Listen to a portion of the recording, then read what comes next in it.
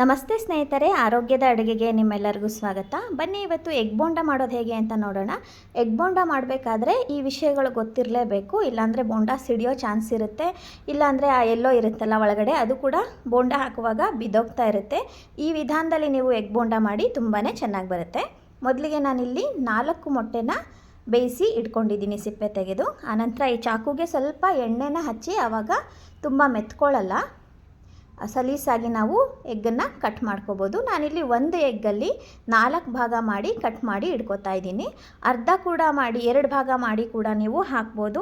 ಇಡೀ ಬೋಂಡ ಅಂತೂ ಹಾಕೋಕ್ಕೆ ಬರೋದಿಲ್ಲ, ಸಿಡ್ದೋಗ್ಬಿಡುತ್ತೆ. ಈ ಥರ ಕಟ್ ಮಾಡಿ ಇಟ್ಕೊಂಡು ಹಾಕ್ಕೊಳ್ಳಿ, ತುಂಬಾ ಚೆನ್ನಾಗಿ ಬರುತ್ತೆ. ನಾನು ಎಲ್ಲನೂ ಇದೇ ಥರ ಕಟ್ ಮಾಡಿ ಇಟ್ಕೊಂಡಿದ್ದೀನಿ ನೋಡಿ. ಆನಂತರ ಒಂದು ಬೌಲ್ಗೆ 1 ಬಟ್ಲಷ್ಟು ಕಡಲೆ ಹಿಟ್ಟನ್ನು ಹಾಕಿದ್ದೀನಿ. ಅದೇ ಬಟ್ಲಲ್ಲಿ 1/4 ಬಟ್ಲಷ್ಟು ಅಕ್ಕಿ ಹಿಟ್ಟನ್ನು ಹಾಕಿದ್ದೀನಿ. ಆನಂತರ ಒಂದು ಅರ್ಧ ಟೀ ಚಮಚದಷ್ಟು ಅಜ್ವಾನನ ಈ ಥರ ತಿಕ್ಕಿ ಹಾಕ್ತಾ ಇದ್ದೀನಿ. ಇದು ಒಳ್ಳೆ ಫ್ಲೇವರು ಕೊಡುತ್ತೆ ಮತ್ತು ಗ್ಯಾಸ್ಟ್ರಿಕ್ ಆಗದೇ ಇರೋ ಥರ ತಡೆಯುತ್ತೆ. ಆನಂತರ ಈ 1-2 ಚಿಟಿಕೆಯಷ್ಟು ಸೋಡಾ ಪುಡಿನ ಹಾಕ್ತಾಯಿದ್ದೀನಿ, ಅಡುಗೆ ಸೋಡಾ. 1.5 ಅಥವಾ 2 ಟೀ ಚಮಚದಷ್ಟು ಖಾರದ ಪುಡಿನ ಹಾಕೋತಾ ಇದ್ದೀನಿ. ಖಾರ ಏನು ಜಾಸ್ತಿ ಹಾಕಬೇಕಿಲ್ಲ ಇದಕ್ಕೆ. ಆನಂತರ ರುಚಿಗೆ ತಕ್ಕಷ್ಟು ಉಪ್ಪನ್ನು ಹಾಕೋತಾ ಇದ್ದೀನಿ. ಆನಂತರ ಇದಕ್ಕೆ ನೀರು ಹಾಕದೇ ಮೊದಲಿಗೆ ಹಾಗೇ ಕಲಿಸ್ಕೊಳ್ಳಿ ನೋಡಿ. ಎಲ್ಲ ಕಡೆನೂ ಉಪ್ಪು, ಖಾರ, ಈ ಸೋಡಾ ಪುಡಿ ಎಲ್ಲ ಕಡೆನೂ ಹರಡ್ಕೊಳ್ಳೋ ಥರ ಕಲಿಸ್ಕೊಳ್ಳಿ. ಆನಂತರ ಅದೇ ಬಟ್ಲಲ್ಲಿ ನಾನು ಅರ್ಧ ಬಟ್ಲಷ್ಟು ನೀರನ್ನು ಹಾಕಿದ್ದೀನಿ ನೋಡಿ. ಒಂದೇ ಸರಿ ನೀರನ್ನು ಜಾಸ್ತಿ ಹಾಕೋಬೇಡಿ, ಹಾಕಿ ನೋಡಿ ಕಲಿಸ್ತಾ ಇದ್ದೀನಿ. ಆ ಬಟ್ಲಲ್ಲೇ ನಾನು ಕಡಲೆ ಹಿಟ್ಟು ತೊಗೊಂಡಿದ್ನಲ್ಲ, ಆ ಬಟ್ಲಲ್ಲೇ ಅರ್ಧದಷ್ಟು ನೀರು ಹಾಕಿದ್ದೀನಿ. ನಿಮಗೆ ಅಳತೆ ಗೊತ್ತಾಗಲಿ ಅಂತ ಹೇಳ್ತಾ ಇದ್ದೀನಿ ನೋಡಿ. ಇದು ಸ್ವಲ್ಪ ಗಟ್ಟಿ ಆಯಿತು. ಇದಕ್ಕೆ ನಾನು ಇನ್ನೊಂದು ಸ್ವಲ್ಪ ನೀರನ್ನು ಹಾಕೋತಾ ಇದ್ದೀನಿ. ಟೋಟಲಿ 3/4 ಬಟ್ಲಷ್ಟು ನೀರು ಹಿಡಿದಿದೆ. ಬೋಂಡ ಹಿಟ್ಟಿನ ಹದಕ್ಕೆ ಇದನ್ನು ಕಲಿಸ್ಕೋಬೇಕು ನೋಡಿ. ಈ ಥರ ಲೇಯರ್ ಫಾರ್ಮ್ ಮಾಡಿದ್ರೆ, ಮೇಲೆತ್ತಿ ಬಿಟ್ಟರೆ ಲೇಯರ್ ಬರ್ತಾ ಇರಬೇಕು, ಅದರ ಜಾಸ್ತಿ ಹೊತ್ತು ಉಳಿಬಾರ್ದು, ಹಾಗೆ ಸ್ಪ್ರೆಡ್ ಆಗಬೇಕು. ಈ ಹದದಲ್ಲಿ ಇದ್ದರೆ ಬೋಂಡ ತುಂಬಾ ಚೆನ್ನಾಗಿ ಬರುತ್ತೆ. ಹಿಟ್ಟು ಇವಾಗ ರೆಡಿಯಾಗಿದೆ. ಇದನ್ನು ಕಲಸಿ ತುಂಬ ಹೊತ್ತು ಇಡಬೇಡಿ, ನೀವು ಬೋಂಡ ಮಾಡ್ಕೋಬೇಕು ಅಂದಾಗೇ ಕಲಸಿ ನೋಡಿ. ಬೋಂಡನ ಹೇಗೆ ಹಾಕಬೇಕು ಅಂದರೆ, ಈ ಥರ ಮಧ್ಯದಲ್ಲಿ ಆ ಯೆಲ್ಲೋ ಕಲರ್ ಇರುತ್ತಲ್ಲ, ಅದನ್ನು ನಾವು ಹೆಬ್ಬೆರಳಲ್ಲಿ ಹಿಡ್ಕೊಂಡಿರಬೇಕು, ಇಲ್ಲಾಂದರೆ ಅದು ಬಿದ್ದೋಗುತ್ತೆ. ಅದನ್ನು ಹಿಡ್ಕೊಂಡು ಈ ಥರ ನಾವು ಕೋಟಿಂಗ್ ಮಾಡ್ಕೋಬೇಕಾಗತ್ತೆ. ಇವಾಗ ಎಣ್ಣೆ ಕಾದಿದೆ.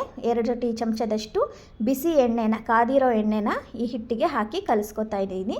ಈ ಥರ ಮಾಡೋದ್ರಿಂದ ಬೋಂಡ ತುಂಬ ಚೆನ್ನಾಗಿ ಗರಿಗರಿಯಾಗಿ ಬರುತ್ತೆ. ಇವಾಗ ನೋಡಿ, ಇದೇ ಥರ ಮಧ್ಯದಲ್ಲಿ ನಾವು ಕೈ ಹಿಡ್ಕೋಬೇಕಾಗತ್ತೆ, ಇಲ್ಲಾಂದರೆ ಯೆಲ್ಲೋ ಕಲರ್ ಬಿದ್ದೋಗುತ್ತೆ. ಈ ಥರ ನೀಟಾಗಿ ಕೋಟಿಂಗ್ ಮಾಡಿಕೊಂಡು ಹಾಕ್ಕೊಳ್ಳಿ. ಈ ಕಡೆ ಒಂದು ಸರಿ, ಈ ಕಡೆ ಒಂದು ಸರಿ ಮಾಡಿದ್ರೆ ಸಾಕು, ನೀಟಾಗಿ ಕೋಟಿಂಗ್ ಆಗೋಗುತ್ತೆ. ಬಾಣಲೆಯಲ್ಲಿ ಎಷ್ಟು ಹಿಡಿಸುತ್ತೋ ಅಷ್ಟೂ ಹಾಕೋತಾ ಇದ್ದೀನಿ. ನಾನು ಇಲ್ಲಿ ಒಂದು 7ರಿಂದ 8 ಪೀಸಷ್ಟು ಹಾಕೋತಾ ಇದ್ದೀನಿ. 1 ಮೊಟ್ಟೆನಲ್ಲಿ 4 ಬೋಂಡ ಆಗುತ್ತೆ ಈ ಥರ ಕಟ್ ಮಾಡಿದ್ರೆ, ಅಥವಾ ಅರ್ಧ ಕಟ್ ಮಾಡಿ 2 ಕೂಡ ಹಾಕೋಬೋದು. ನಾನಿಲ್ಲಿ ಚಿಕ್ಕದಾಗೇ ಕಟ್ ಮಾಡ್ಕೊಂಡಿದ್ದೀನಿ. ಈ ಥರ ಮಾಡಿ ತುಂಬಾ ಚೆನ್ನಾಗಿರುತ್ತೆ. ಇವಾಗ ಇದನ್ನು ಹಾಕಿದ ತಕ್ಷಣ ತಿರ್ಗ್ಸೋಕ್ಕೆ ಹೋಗಬೇಡಿ, ಒಂದು 30 ಸೆಕೆಂಡ್ಗಳ ಕಾಲ ಹಾಗೆ ಬಿಡಿ. ಹಾಗಂತ ಜಾಸ್ತಿನೂ ಬಿಡಬೇಡಿ. ಜಾಸ್ತಿ ಬಿಟ್ಬಿಟ್ರೆ ಒಂದು ಕಡೆ ಚೆನ್ನಾಗಿ ಬೆಂದೋಗಿರುತ್ತೆ, ಇನ್ನೊಂದು ಕಡೆ ತಿರ್ಗ್ಸೋಕೆ ಹೋದರೆ ಅದು ತಿರುಗೋದಿಲ್ಲ, ಮತ್ತು ಹಾಗೆ ಬೀಳ್ತಾ ಇರುತ್ತೆ. ಆವಾಗ ಇನ್ನೊಂದು ಕಡೆ ನಮಗೆ ಬೇಯಿಸೋಕ್ಕೆ ತುಂಬಾ ಕಷ್ಟ ಆಗುತ್ತೆ. ಇವಾಗ ಎಲ್ಲನೂ ತಿರುಗಿಸಿ ಹಾಕೋತಾ ಇದ್ದೀನಿ ನೋಡಿ. ಈ ಥರ ಪಡ್ಡು ತೆಗಿಯೋ ನೀಡಲ್ ಇರುತ್ತಲ್ಲ, ಅದರಲ್ಲೂ ಸಹ ನಾವು ತಿರುಗಿಸಿ ಹಾಕೋಬೋದು, ಸುಲಭವಾಗಿ ಬರುತ್ತೆ.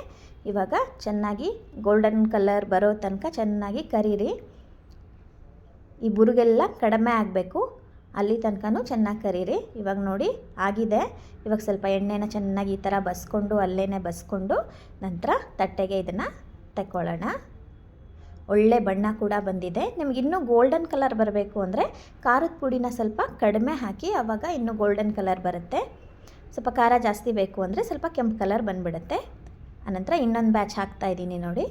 ಅದೇ ಥರ ನೋಡಿ, ಇದನ್ನು ಹಾಕುವಾಗ ನಾವು ಮಧ್ಯದಲ್ಲಿ ಹೆಬ್ಬೆರಳಲ್ಲಿ ಆ ಯೆಲ್ಲೋ ಕಲರ್ನ ಹಿಡಿದಿಟ್ಕೊಂಡು, ಇನ್ನು 4 ಬೆರಳನ್ನು ಆ ಕಡೆ ಸೇರಿಸ್ಕೊಂಡು ಈ ಥರ ಹೆಜ್ಜೆ ಹಾಕಬೇಕಾಗುತ್ತೆ. ಆವಾಗ ನೀಟಾಗಿ ಕೋಟಿಂಗ್ ಬರುತ್ತೆ. ನಮಗೆ ಸಿಡಿಯೋದು ಇಲ್ಲ. ನಾವು ತುಂಬ ದೊಡ್ಡದನ್ನು ಅರ್ಧ ಭಾಗ ಮಾಡಿ ಹಾಕಿದ್ರೆ ಆವಾಗ ಸಿಡಿಯೋ ಚಾನ್ಸ್ ಇರುತ್ತೆ. ಇದು ಕೂಡ ಒಂದೊಂದು ಸರಿ ಸಿಡಿಯೋ ಚಾನ್ಸ್ ಇರುತ್ತೆ. ನಾವು ಎಣ್ಣೆಗೆ ಹಾಕಿದ್ಮೇಲೆ ಸ್ವಲ್ಪ ದೂರ ಇರಬೇಕು, ಇಲ್ಲ ಒಂದು ತಟ್ಟೆ ಏನಾದರೂ ಅಡ್ಡ ಇಟ್ಕೊಂಡು ಇದನ್ನು ತಿರುಗಿಸ್ಕೋಬೇಕಾಗತ್ತೆ. ಎಕ್ಸ್ಪೀರಿಯೆನ್ಸ್ ಇದ್ದರೆ ನೀಟಾಗಿ ಬಂದುಬಿಡುತ್ತೆ. ಹೊಸದಾಗಿ ಮಾಡೋರಾದರೆ ಸ್ವಲ್ಪ ಕೇರ್ಫುಲ್ಲಾಗಿ ಮಾಡಿ ನೋಡಿ. ಇದು ಕೂಡ ಆಗಿದೆ. ಇವಾಗ ತುಂಬ ಗರ್ಗರಿಯಾಗಿ ತುಂಬಾ ರುಚಿಯಾಗಿ ಟೇಸ್ಟಿಯಾಗಿ ಇರುತ್ತೆ. ನೀವು ಈ ವಿಧಾನದಲ್ಲಿ ಒಂದು ಸಾರಿ ಪ್ರಯತ್ನ ಮಾಡಿ. ಸಂಜೆ ಟೀ ಟೈಮಲ್ಲಂತೂ ಇದನ್ನು ತಿನ್ನೋದಕ್ಕೆ ಮಕ್ಕಳಿಗೆ ತುಂಬಾ ಖುಷಿಯಾಗುತ್ತೆ. ತಿಳಿಸಾರು ಇದ್ರ ಜೊತೆ ಎಲ್ಲನೂ ನಾವು ನೆಂಚ್ಕೋಬೋದು. ನೀವು ಈ ವಿಧಾನದಲ್ಲಿ ಒಂದು ಸಾರಿ ಪ್ರಯತ್ನ ಮಾಡಿ ರುಚಿ ಹೇಗೆ ಬಂತು ಅಂತ ಕಮೆಂಟ್ಸ್ ಮಾಡಿ ಹೇಳೋದನ್ನು ಮಾತ್ರ ಮರಿಬೇಡಿ. ಇದೇ ಥರದ ಆರೋಗ್ಯಕರ ಅಡುಗೆಗಳಿಗಾಗಿ ನನ್ನ ಚಾನಲನ್ನು ಸಬ್ಸ್ಕ್ರೈಬ್ ಮಾಡಿ.